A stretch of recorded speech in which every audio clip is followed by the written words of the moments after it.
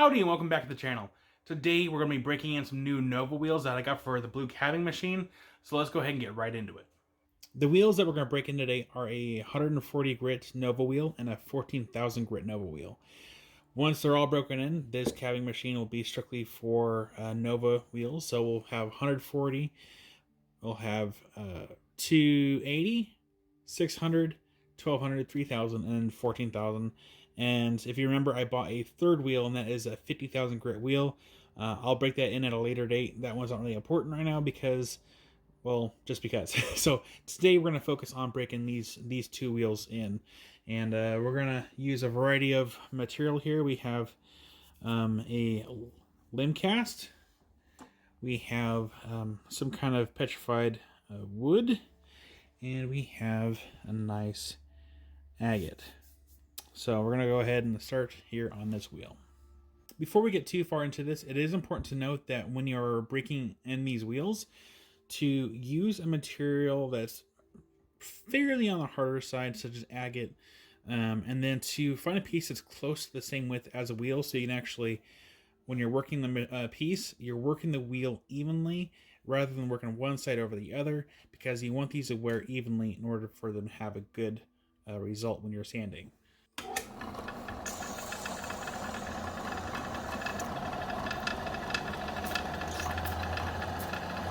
And these do require water 100% of the time.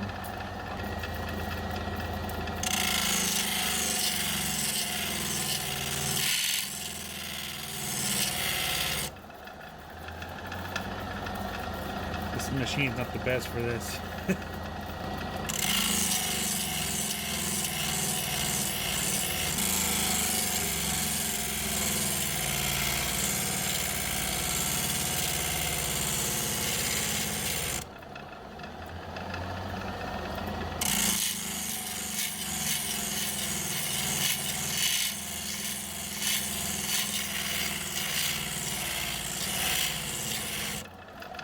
That is one downside about this machine.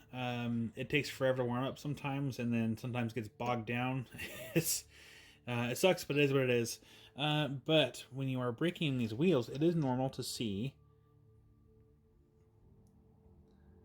that color of the wheel on your material. That's what's breaking down the resin that's on these wheels. So it's normal. Don't worry about it. It's part of the process.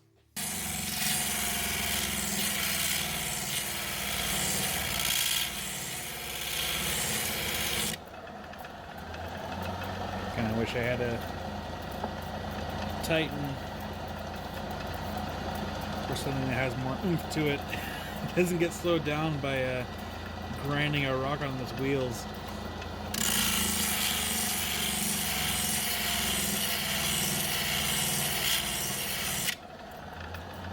And not even adding that much pressure onto this either.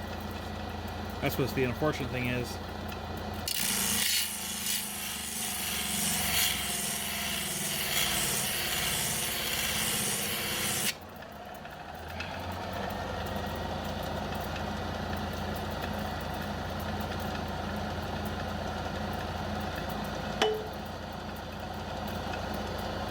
Go ahead and do this agate now.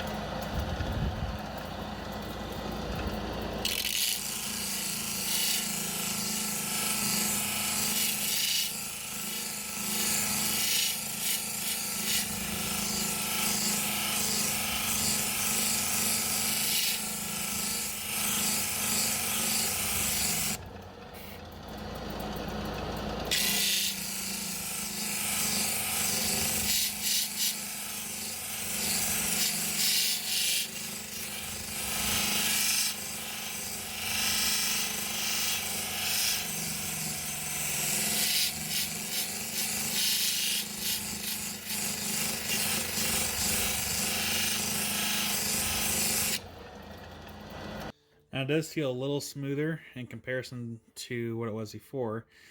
Basically, this process is knocking down all the really high spots from the resin from when it was applied to the wheel. And over time, this will continue to get smoother and smoother. Well, smooth-ish in comparison. Because this over here is the 280 grit wheel, and it was very similar to like this, where it was just very bumpy and looked like this. So it just takes time to wear down, and just being sure to, when you're working a stone, work it evenly across the wheel so you're wearing the wheel evenly. So I'm going to try this piece of petrified wood, some kind of palm wood or something like that. I'm not exactly sure, maybe a fern. Chances are this might darken in color, so we'll just have to find out and see what happens.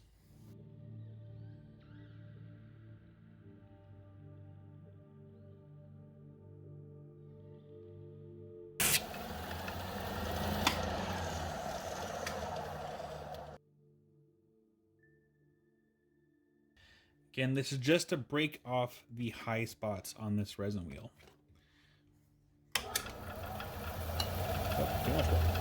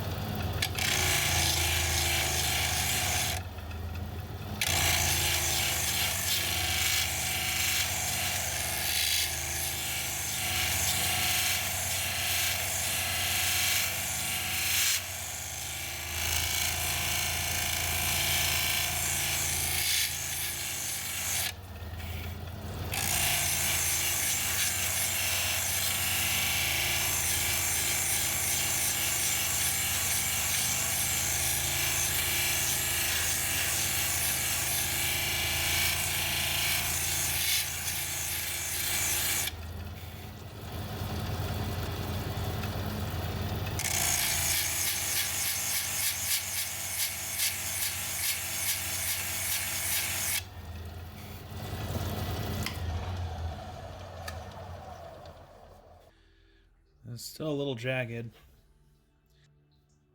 Let's go back to this piece of petrified wood.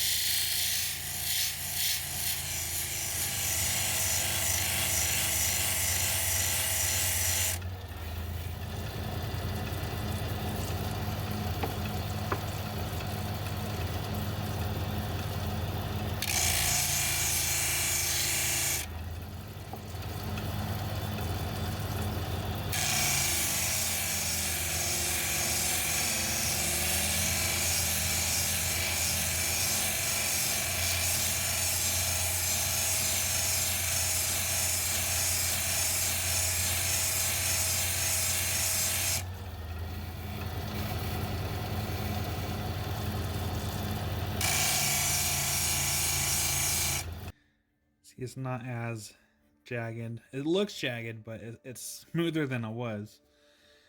So let's go ahead and try to use the edge of this piece to kind of see if we can smooth this out a little bit more.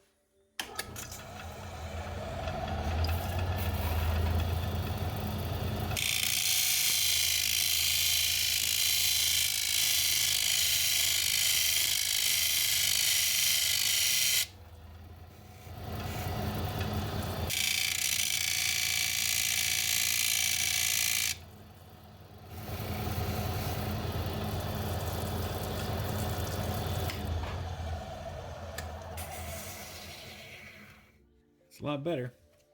So we're going to go ahead and run through the stages. We're going to start at the lowest grit and then work our way up to the 14,000 here and see how it looks.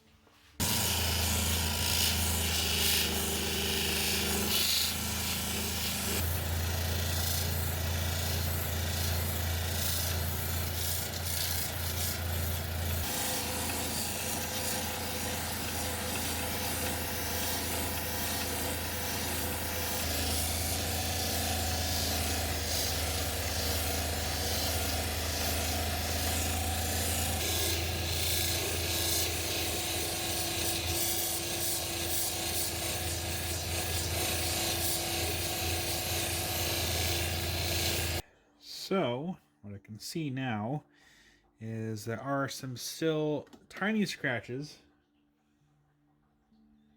that the camera will not pick up immediately. I can see it from the naked eye, but that's okay. This is mainly to go through the steps here to see how it'll look at the finished stage. If this produces more scratches than what I can see currently, that means this still needs to be broken in a little bit more. So this is just a breaking in a wheel. This is not for perfection.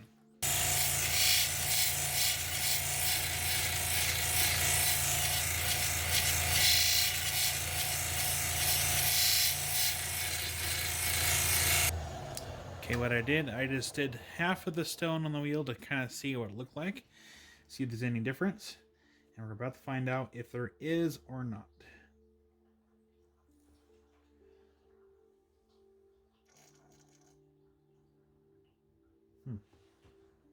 Well, it's not producing more scratches, so that's a plus. Turn on this light here. So yeah, it's not producing any more scratches, but it's also not taking out the previous scratches. It's hard to know if it's actually getting a better polish or higher gloss finish with that wheel compared to the 3000. If there's a difference, it's such a small difference that's really hard to really see. But I'm going to keep running the stone on this wheel to see what it produces.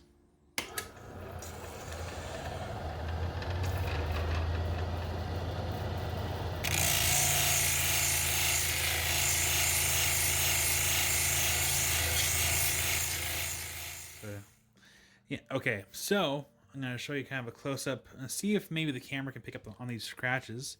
I'm telling you, the sanding part is not the hard part. Trying to get a good angle to get a picture of this is the hardest. Ah! Oh, had it, lost it. You need to focus right there. Can we do that? There we go, we locked it in place. There we go, perfect. Took some time to get the lights, but do you see those scratches there? That is what we do not want. And in order to remove those scratches, again, we have to go back a couple different stages. That's just my fingerprint right there. So, I would give this maybe like a B- polish if it were me, just because of the amount of scratches that are on there. It's a super nice polish. It's just the scratches we do not want to have there. So when you're breaking in these wheels, just keep in mind that that is a possibility that you will have to go back a couple steps once you get to the very end finish, until the wheels are fully broken in and you don't have these issues anymore. But again, it's important to really check your work in between stages, have a dry rag on hand, and then wipe off the stone, dry it, look for any scratches before going on to the next wheel. This was just to show you how to break in a Nova wheel, basically, and what can possibly happen. So we have that for today. Considering that this was just a piece of stone I had laying around to help break in the Nova wheels, this is an agatized limb cast, it turned out fairly good, considering. There are a few scratches on here, but again, this was a test piece to kind of help break in the Nova wheels and see where things are at.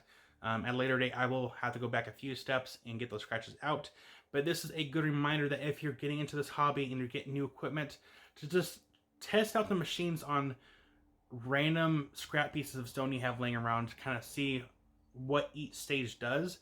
And once you can kind of see if there's more scratches towards the finished stage, it just means you have to go back a couple stages. It's not a big deal.